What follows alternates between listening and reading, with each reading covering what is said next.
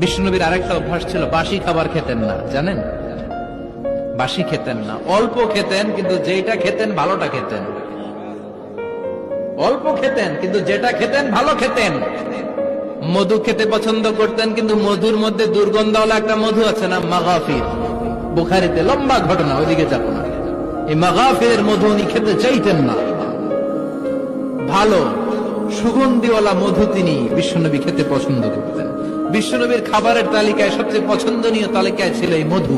মধু খেতেন, দুধ খেতেন, খেজুর খেতেন, জব খেতেন, বার্লি খেতেন, ছাগলের বাজুর মাংস খেতে পছন্দ করতেন, সিনার মাংস। সুবহানাল্লাহ কইবেন না?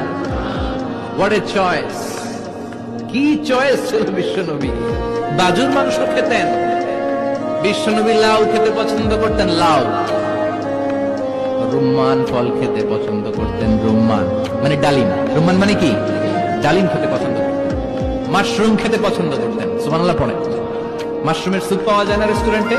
বিশ্বনবী বলতেন, আল কামআতু মিনাল মান্নি ওয়া মাউহা শিফাউন লিল আইন। এই কামআহ মানে মাশরুম, ব্যাঙের ছাতা, এটা হলো মান্না সালোয়ার মতো দামি খাবার। আর এই মাশরুমের স্যুপ চোখের জন্য মহৌষধ। যাদের রাত কানা দিন কানা আছে, মাশরুমের স্যুপ খান, চোখ ভালো করে দিবে কে?